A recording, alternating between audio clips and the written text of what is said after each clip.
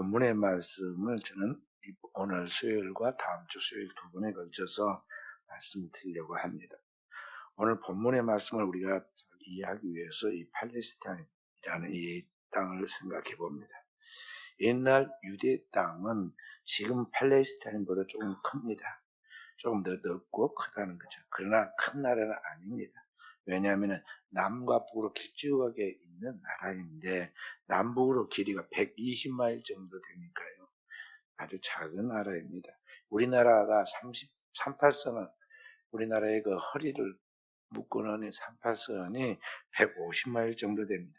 150마일 정도 되는데 그보다 더 작은 땅이 가로로 있는 게 아니라 세로로 이렇게 길쭉하게 있습니다. 그 안에서 고대로부터 지금까지 수많은 싸움을 벌이고 있고 요사이는 그 이스라엘과 그 땅에 살던 그때 원주민들이 팔레스타인 그 블레셋 사람 성기는 블레셋 사람들이 그 안에서는 폭격기를 가지고 폭격하고 미사일로 쏘는 거 생각하면 참 거기 사람 살 것인가 우리가 의문이 들 정도이죠. 어찌됐든 이 작은 나라인데 그 길쭉하게 해서 이렇게 120마일밖에 안 되는 나라가 이 북쪽에는 갈릴리가 있고 중간에 사마리아가 있고 남쪽에 유대가 있어요. 그러니까 이 예루살렘에서 북쪽에 갈릴리까지 가려고 하면 사마리아를 거쳐가야 하는데 근데 고대 유대 사람들이 어떻게 했느냐 하면 이 중간에 그냥 거쳐가면 되는 일을 그보다 뺑 돌아가지고 두 배나 먼 길을 돌아서 사마리아로 돌아갔어. 그러니까 사마리아를 돌아서 갈릴리로 갔어요. 왜 그러냐? 이 유대인들이 이 사마리아인들을 끌이기 때문에 그러한 것입니다. 역사적으로 그 이유가 있는데요. 기원전 720년에 이 북쪽 사마리아 땅이 아수르라는 나라, 고대 아시리아에 의해서 침략받아가지고 나라가 함락됩니다. 그리고 남쪽은 바벨론의 침략을 당해서 기원전 567년에 멸망하죠. 그런데 아수르는 지독한 식민지 정책을 써가지고 이 북쪽에 있는 그 사람들, 이스라엘 사람들을 그대로 놔두지 않고요. 저기 바벨론 땅에 있는 사람 또 다른 땅에 있는 사람들을 막 이 갈퀴로 긁어 먹듯이 모아가지고 이 땅에다가 여기 가서 살게 했어요. 그래서 혼합된 민족이 되고 그렇게 하다가 그 속에서 서로 결혼해서 살다 보니까 그 피가 섞여가지고 순수 혈통이 되지 못한 그런 혼합된 피가 흐르게 되었다는 거죠. 그러니까 이 남쪽에 순수하게 자기 나름대로 믿음을 지키고 70년의 포로 생활 중에도 믿음을 지키고 끝까지 그 믿음을 지켜서 돌아와서 이 남쪽에 다시 그 나라를 세웠던 이스라엘 백성들은 유대인들은 이 사마리아 사람들이 신앙의 지조를 지키지 않고 혼합된 그런 불결한 부정한 그런 피를 가지고 있다 그래가지고 상종을 안 했어요. 400년 동안 원수처럼 지냅니다. 예수님 올 때까지 원수처럼 지내. 그런데 바로 그런 문화 속에서 예수님이 이 사마리아를 통과해서 갈리로 간다 이 말이죠. 그런 가운데 사람들의 눈을 피해서 숨어서 물을 길러 온 인생의 밑바닥까지 갈 때까지 간 한 여인을 찾아서 그녀를 구원하고 그녀가 거듭나자 이 여인이 수가성이라는 그 성 전체를 복음화시키는 큰 역사를 이루죠. 그래서 이 사마리아 여인의 구원의 이야기는 오늘 우리에게 복음이 무엇이냐, 하나님의 은혜가 무엇이냐를 지금 가르쳐주고 있는 것입니다. 오늘날 우리가 신앙생활 하면서 가장 혼란한 것 중에 하나가 무엇이냐 하면요. 신자들이 자기가 믿는 주님이 누구인지를 정확히 모릅니다. 그러면서 자기는 지금 잘 믿는다. 그렇게 착각을 하고 살고 있어요. 자기는 지금 잘 믿는 줄 알아요. 여기에 문제가 있는 거예요. 주님이 누구인지 정확히 알았는데 모르면서 그렇게 하고 있다는 거예요. 성경을 우리에게 계속 예수 그리스도가 누구이신가를 좀 가르친 게 성경인데 그런데 우리는 성경을 모르면서 성경에 계시하신 그 주님이 누구인지를 모르면서 우리는 잘 알고 잘 믿는 것을 착각을 한다는 것이죠. 우리가 신앙생활을 하면서 그리스도가 누구인가에 대하여 예수 그리스도가 누군가를 알게 되면 하나님을 알게 되고 예수 그리스도를 알 때, 그 다음에 예수 그리스도 앞에서 내가 누구냐, 인간이 무엇이냐를 알게 돼요. 그래서 오늘 우리는 구원이 예수 그리스도를 통해 우리에게 주어진다는 것을 알고, 그 예수 그리스도를 통해서 나에게 모든 구원과 축복이 주어진다 알기 때문에 제대로 믿게 되는데, 문제는 내가 주님이 누군지를 모른 채 내가 잘 믿는 것 같이 착각을 하면서 돌아다니고 그렇게 있다는 거죠. 그러니까 내가 누군지도 모르게 된 거죠. 그런데 오늘 요한복음 속에서 바로 그 예수 그리스도가 누구인가를 우리에게 확실하게 지금 보여주고 있다는 걸 알아야 돼요. 그래서 여기까지 지금 제가 13번에 걸쳐 요한복음 강의했는데, 마음속에, 머릿속에 뭐 정리된 거 있어요? 있냐고요. 그리스도에 대하여 지금 요한이 예수 그리스도에 대하여 지금 계속 복음을 전하고 있는데, 내 안에 그 예수 그리스도에 대한 분명한 영상이 잡히고 그에 대한 믿음이 생기고, 그를 통해서 오늘 나에게 주어진 하나님의 구원의 은혜에 대한 분명한 메시지가 나에게 있느냐는 것이죠. 그래서 오늘 그것을 확실하게 계시해 주기 위하여 요한복음에서 예수님이 특정한 사람들을 만납니다. 성경 한 장이라는 긴 그 장을 한 사람 이야기를 다 믿고는 3장에서 니고데모 이야기하고 4장에서 수가성 우물가의 여인의 이야기를 이야기해주고 있죠. 이 두 번의 만남을 통해서 주님이 우리에게 지금 기독교의 본질을 설명하고 있다는 것이죠. 3장에서 니고데모가 예수님을 찾아온 이야기를 해줍니다. 우리 지금 얼마나 인격적인가 보세요. 훌륭한 니고데모의 이름을 딱 써줍니다. 왜냐하면 약점이 될 거 아니니까. 근데 수가성 우물가 여인은 여러 가지 약점이 많으니까요. 그분의 인격을 존중해가지고 그 여인의 이름은 여기다 밝히지 않잖아요. 자, 3장에서 니고데모가 예수님을 찾아온 이야기를 통해서 우리는 구원은 나로 인하여 된 것이 아니라, 내가 구원을 받기 위해서 불교나 다른 다 종교처럼 무슨 종교적인 노력이나 수양이나 또는 뭐 참선을 통해서 굉장히 공덕을 쌓아서 뭔가 구원을 얻을 것이다, 그래 하는 것이 아니다는 거죠. 인간의 구원의 문제에 있어 인간이 항상 아무것도 없다. 하나님 앞에서 오늘 내가 할 수는 아무것도 없고 오직 하나님께서 인간을 사랑하여 이 땅에 보내신 예수 그리스도를 통해서만이 오늘 우리의 구원이 완성될 수밖에 없다 하는 것을 지금 보여주는 것이 이 요한복음 3장의 니고데모 이야기입니다. 그 핵심이 요한복음 3장에 나와 있는 16절 말씀이죠. 하나님 세상을 이처럼 사랑하사 독생자를 주셨으니 이는 저를 믿는 자마다 멸망치 않고 영생을 얻게 하려 하십니다. 이 말씀 속에서 오늘 하나님이 인간의 구원을 위하여 나에게 찾아오셨다. 그 영원하신 그 신성을 가진 그리스도께서 태초에부터 영원 전에 계셨던 바로 그 신성을 가진 그리스도께서 오늘 나를 위하여 인간을 구원하기 위하여 이 땅에 찾아오셨다는 것을 지금 말해주고 있어요. 그리고 그 찾아오신 주님이 얼마나 우리에게 구체적이고 감격적인가를 보여주기 위해서 이번에는 4장의 사마리아 여인의 사건을 이야기합니다. 사마리아 여인은 아무런 구원의 자격도 조건도 갖추지 않고 예수님을 원하지도 않았습니다. 그 아무런 신앙의 필요성도 느끼지 않는 이 망가질 대로 망가진 한 여인에게 주님이 직접 친히 찾아가셔서 구원을 베푸시는 장면을 통해서 서로 대주해서 지금 이야기합니다. 하나님이 찾아오셨는데 어떻게 찾아오신가에 대한 것을 지금 두 사람을 비교했어요. 3장과 4장 한번 비교하면 이제 니고데모와 여기 사마리아 여인이에요.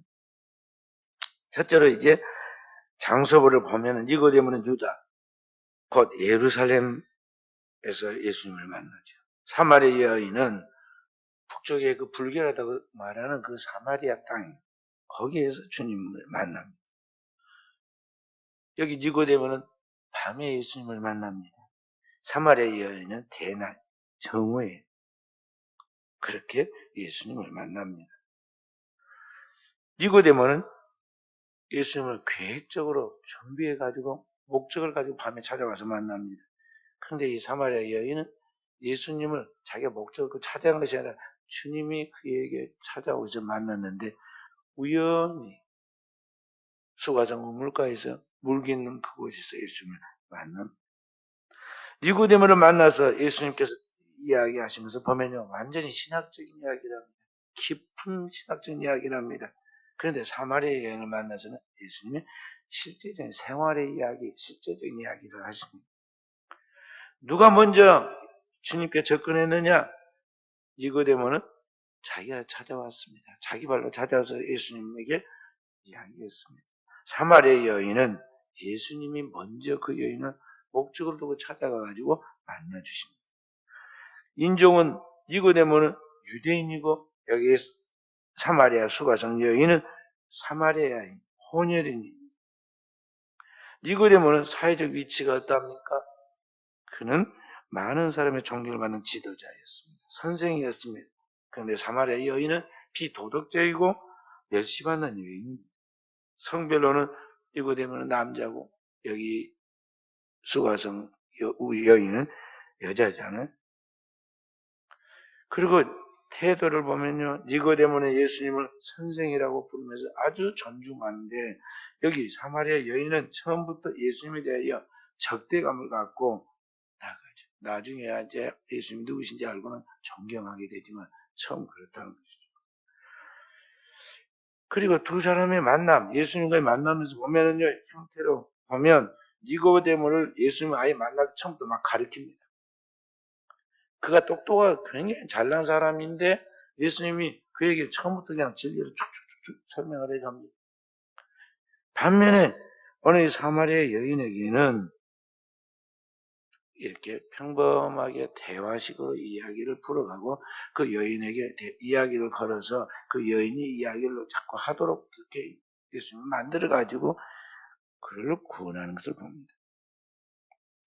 그리고 두 사람의 만남을 통해서 그 결과가 어떻게 됐느냐? 니고데모는 조심스럽게 자신을 숨긴 채 그리스도의 제자라는 걸 숨긴 채 주님을 믿고 마지막에 주님의 그 장례 때 그 시신을 장사 지낸 일에 쓰임받는 그 역할을 하는 것을 보게 돼요. 반면에 이 사마리아 여인은 주님을 만나고 확실하게 그때 은혜 받고 거듭난 다음 즉각적 회개와 함께 많은 사람, 그 동네 수가성에 있는 사람 전체를 주님께서 단번에 전도해서 이끌고 오는 것을 볼 수가 있습니다. 그러니까 오늘 이 두 사람의 이야기가 서로 완전히 다르잖아요.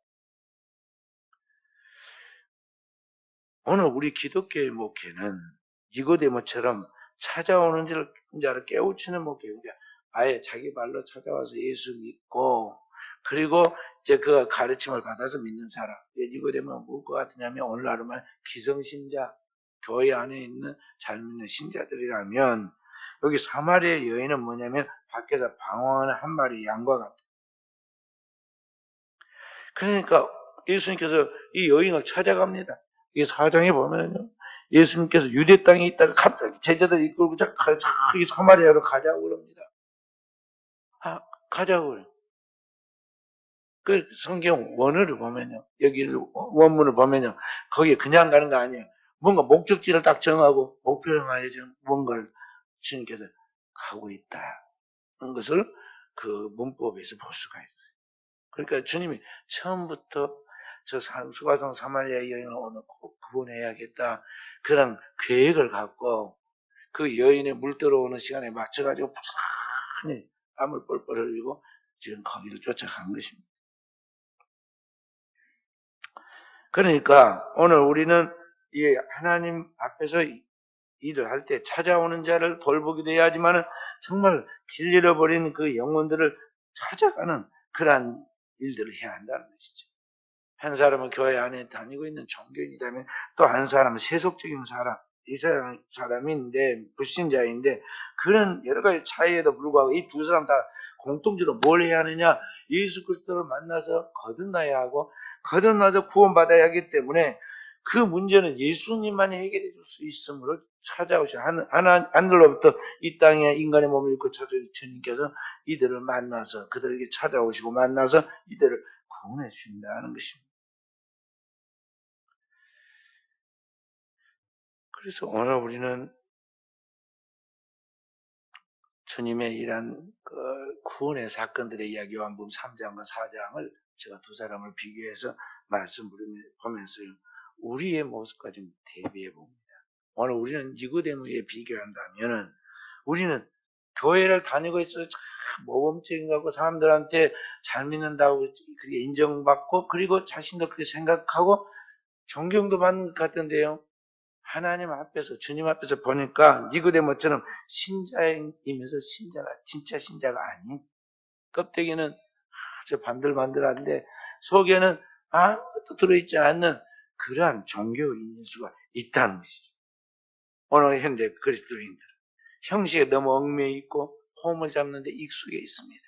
교회에 와서 부지런히 온 것 같고 예배도 드린 것 같고 교회에서 봉사도 한 것 같고 신앙생활 하는데 굉장히 막 잘 믿는 가지 어떤 일이 있을 때마다 폼을 잡습니다. 감동적으로 폼을 잡는데 근데 알맹이가 없다는 것이죠. 니고데모가 그랬습니다.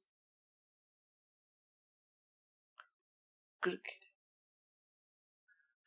그런데 예수님께서 오늘 여기 어떤 사람을 구원합니까? 주님께서 그런 이야기를 하십니다. 의사가 건강한 사람에게 쓸데없고 병든 자에게 의사가 필요하다고 말씀하신 것 같이 이 땅에서도 그러하다는 것이죠. 주님도 이 땅에서 죄가 많고 죄인 중에서 참 내가 형편없는 사람이라는 걸 느끼고 하나님을 간절히 자꾸 부르짖는 사람에게 주님이 은혜를 주시고 역사하신다는 것을 볼 수 있다. 그런 것이죠. 그래서 요한복음 3장과 4장 사이에서 주님은 일부러 멸시받고 소외된 사마리아 지역을 통과하여 그 길을 선택해서 사마리아인을 만나러 갑니다. 그리고 죄로 말미암아 상처받고 소외당하고 절망에 처인 그 여인을 구원해 주심으로써 오늘 주님은 어떤 분이냐를 우리에게 가르쳐 주는데 이 세상의 모든 죄인들을 구원해 주시면 어떤 사람이라도 끝까지 포기지 않고 구원해 주시는 바로 죄인의 구주가 되신 하나님이시다 하는 것을 오늘 여기 사마리아 여인의 이야기를 통해 우리에게 가르쳐 주는 것입니다. 그래서 오늘 우리는 사마리아 여인에게 계시하신 예수 그리스도를 통해서 우리 가운데 오신 죄인의 구주신 예수 그리스도를 발견해서 오늘 또 이 땅에 신앙의 고민을 가지고 오늘 살아가는 영혼들에게 주님이 누구이신가를 분명하게 내 삶을 통해서 간증하고 증거해서 그 영혼들을 주님을 만나도록 하는 역할을 하도록 해야 하겠습니다. 오늘 이제 본문의 이야기를 들어가서 주님과 사마리아 여인의 대화를 살펴봅니다. 주님이 여기 여인에게는 니고데모에게 하듯이 막 직접적으로 가르치지 않습니다. 가가지고 우물가에 거기에 걸터 앉아서 그 물길로 오는 여인에게 물 좀 달라고 대화를 하면서 물을 좀 달라고 그렇게 요청을 하죠. 그러니까 이 여인이 물을 주는 것을 물 한 잔 주면 될 건데 나그네에게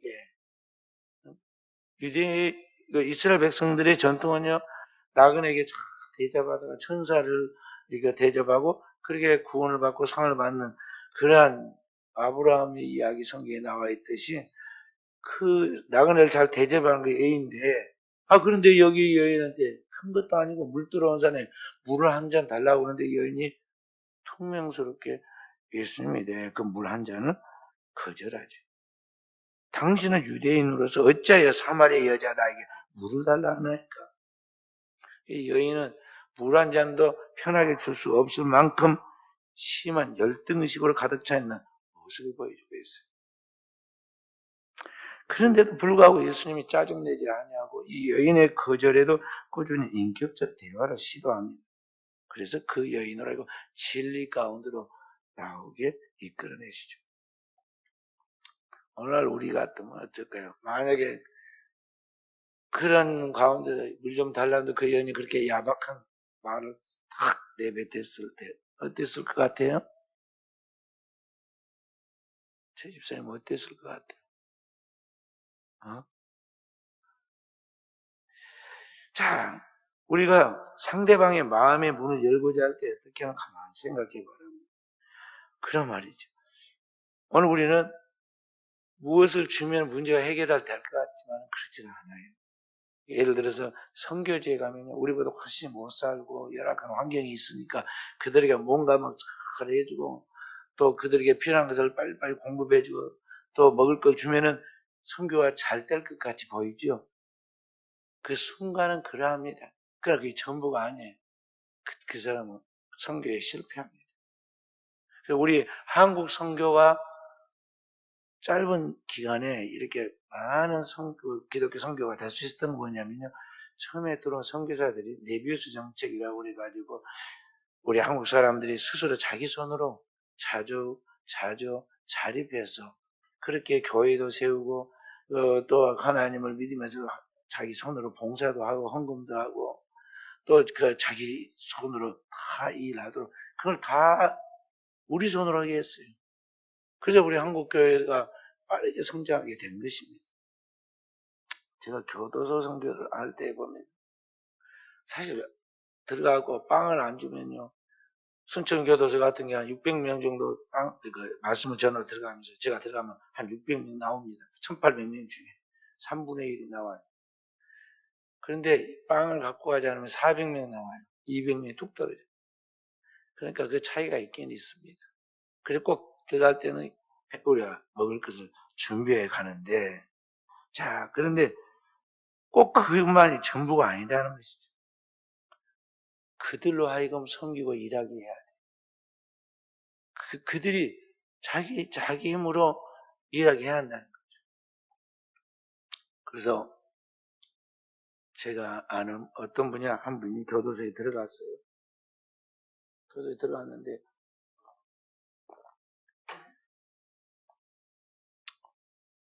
어느 날 그 아들이 저에게 찾아왔어요. 면회를 갔다 왔는데 어머니가 헌금하라고 돈을 주셨습니다.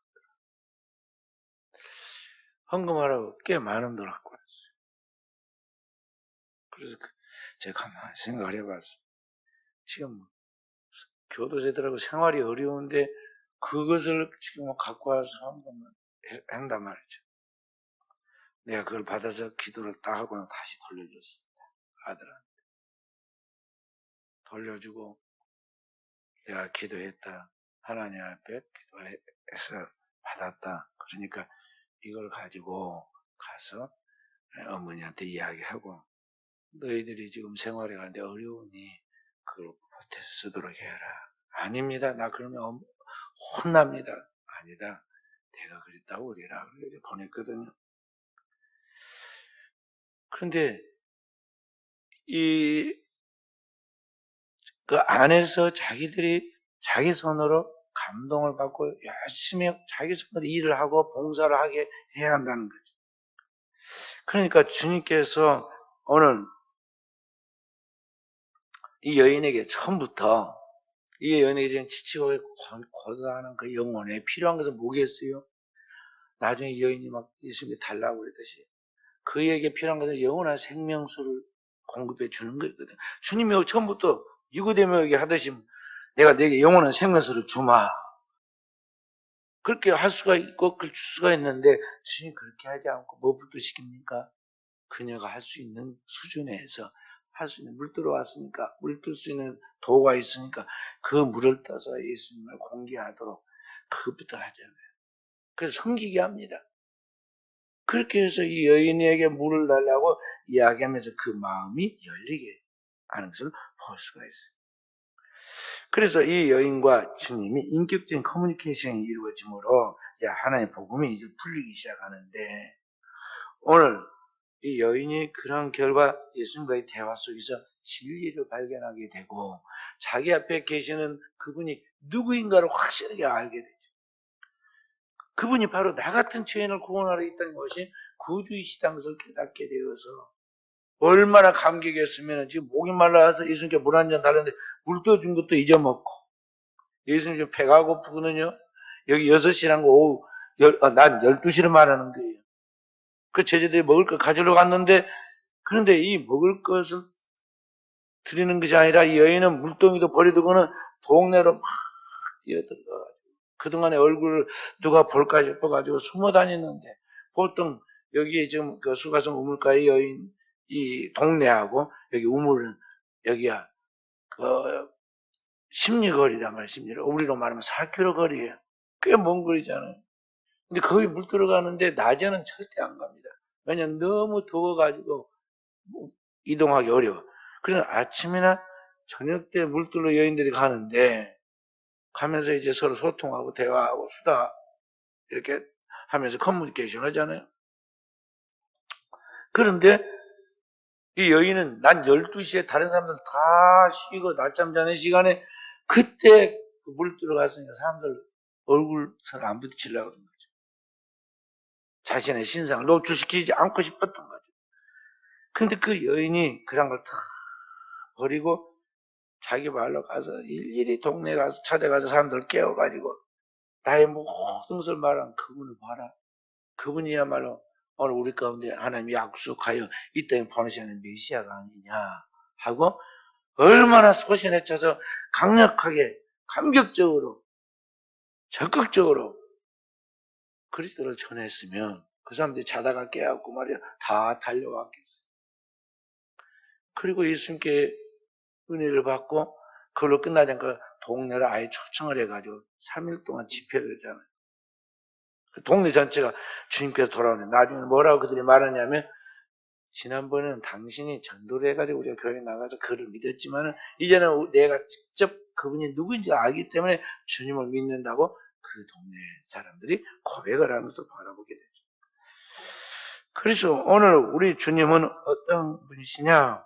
인생의 모든 문제의 답이 주님이신데 바로 그 주님께서 나의 문제, 죄인들의 모든 문제를 해결하는 진정한 죄인의 구주로서 우리 가운데 찾아오신 분이시다는 것을 우리가 알 때 우리는 어떤 가운데서 절망하지 않고 그 주님을 붙들게 되어 있고 그 주님을 의지하고 나아갈 수 있게 된다는 것입니다. 그렇다면 여기에서 오늘 주님은 죄인의 구주로 오신 우리 주님, 나를 찾은 그 주님은 어떤 분이냐 정확하게 여기 오늘 10절과 14절의 말씀에 크게 나옵니다. 다시 한번 봅니다. 10절 말씀 함께 예수께서 대답하여 이르시되 내가 만약 하나님의 선물과 또 내게 물 좀 달라는 이가 누구인 줄 알았더라면 내가 그에게 구했을 것이요 그가 생수를 내게 주었으리라. 14절 함께 내가 주는 물을 마시는 자는 영원히 목마르지 아니하리니 내가 주는 물은 그 속에서 영생하도록 솟아나는 샘물이 되리라. 여기에서 주님께서 지금 자신이 누군가를 가르쳐 주죠. 주님이 갈릴리에서부터 오는 그런 나사렛의 선지자 그 정도가 아니라 이 세상을 구원하러 오는 죄인의 구주이신데 그분을 통해서 우리에게 영원한 생명수가 주어진다. 영생의 물을 주시는 분이시다는 것을 가르쳐주고 있다는 것입니다.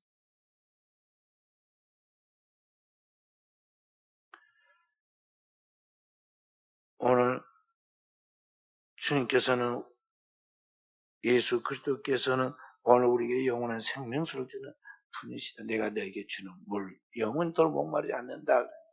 이제 요한복음 7장에 더 나아가면은 7장 37절 38절에 뭐라고 말씀하고 있습니까? 나를 믿는 자는 성경의 이름과 같이 그 배에서 생수의 강이 흘러나리라 하시니 이는 그 믿는 자의 받을 성령이라고 하죠. 그러니까 그리스도 예수를 통해서 하나님 보내신 죄인의 구주 예수 그리스도를 통해서 하나님과 인간 사이 우리의 모든 그 저주, 그 근본적인 죄의 문제가 십자가의 피로 영원한 속죄를 이루고 우리의 모든 죄가 어린 양의 피로 다 씻겨졌을 때 그 믿는 자에게 아버지께서 약속하신 하늘의 영원한 생명수를 우리가 부어주시는데 그 생명수가 바로 보혜사 성령이죠. 그 보혜사 성령을 주시는 분, 그 성령으로 우리의 생명을 치유하고 우리의 삶의 상처를 치유하고 우리의 모든 막혀있는 문제를 풀어내는 바로 그분, 그래서 나를 상쾌하고 나를 살리는 바로 그분이시다. 바로 내가 너에게 영원한 생명의 물을 줄 것인데 하고 주님께서 지금 이 여인에게 이야기를 한 것입니다. 그래서 오늘 우리는 우리 주님께서 우리에게 주신 그 영원한 생명의 물이 나에게 수가성 우물가의 여인뿐만 아니라 나에게도 흘러야 한다는 것을 알고 그 주님으로 말미암아 내 인생의 문제를 풀어가도록 해야겠어요. 그 아무것도 아닌 금방 있다가 없어지는 땅 위에 있는 것에 목을 걸지 마세요. 거기에 눈을 반짝이고 거기에 시험과 청력을 낭비하면 안 된다는 거죠. 거기에 우선순위를 두면 안 된다는 거예요. 왜냐하면 붙잡는 순간 사라지고 말아요. 엊그제 제가 포천 정원 박람회 거기 가서 한 시간 정도 운동을 하고 왔습니다. 얼마나 내가 안 갔던지 하여간 봄에 가고 지금 가을에 가는 거야. 그래가 거기서 끝나버렸어. 저거 끊어놓은 게. 그래서 이제 또 2달인가 석 달밖에 안 남았는데 다시 끊었어요. 근데 그 가서 운동을 조금 하면서 돌고 있는데 비가 또 떨어지려고 까맣게 몰려와. 그래서 나오는데 하늘에 무지개가 저 북쪽에서부터 남쪽으로 쭉 뻗어가고 있더라고요. 그래서 카메라를 얼른 꺼내가지고 또 사진도 찍었는데 멋진 무지개 보면 우리가 그냥 황홀하잖아요. 근데 그게 오래 있습니까? 조금이면 그 물방울들이 사라져가지고 무지개가 없어져 버리죠.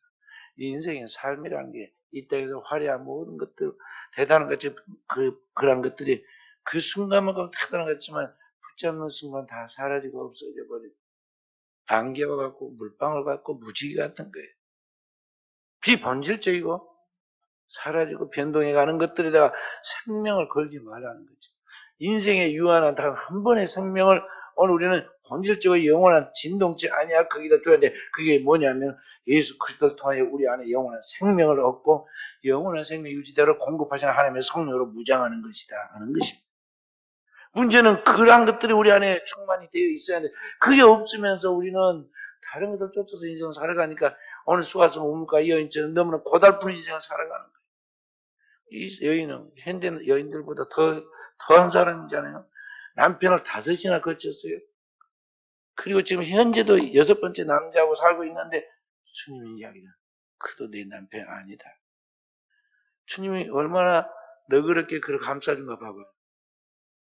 이 여인이 거짓말을 하잖아요. 남편을 데려오라.